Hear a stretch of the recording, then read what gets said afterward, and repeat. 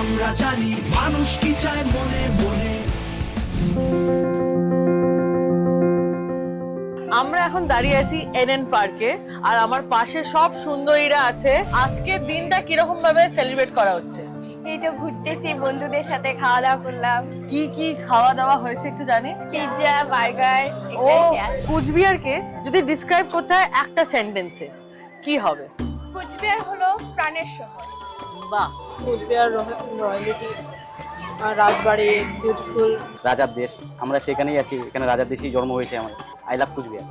I love Cooch Behar. আচ্ছা, কেউ যদি প্রথমে কুচবিহার আসে, এমন একটা জায়গা বলো তাকে যেতেই হবে। এটা রাজবাড়ি আছে, এরকম কি মদনমোহন বাড়ি আছে। তোমার? আমার এই পার্কটা খুবই প্রিয় একটা পার্ক। আচ্ছা, এখন তো তোমাদের ইলেকশনের সময়, ইলেকশন আসছে, তো তোমরা কি মনে হচ্ছে ইলেকশনের পর কি ডেভেলপমেন্ট হওয়া উচিত কুচবিহারে? শহরটার যে রাস্তাঘাট একটু বড় করা উচিত, তারপর একটু ক্লিন, নিট এন্ড ক্লিন থাকাটা উচিত। তোমার? Same to same. তোমার? পলিউশনটা একটু বেশি বেড়ে যাচ্ছে কুচবিহারে। তা আমরা চাচ্ছিলাম যে আমাদের একটা শহর, রাজার শহর, রাজার শহর দেখতে সুন্দর লাগবে, তার সৌন্দর্য দেখা উচিত। তাই আমরা চাই যে কুচবিহারটা যত তাড়াতাড়ি হোক বা একদম পলিউশন থেকে মুক্ত হয়ে যাক। আমরা জানি মানুষ কি চায় মনে মনে।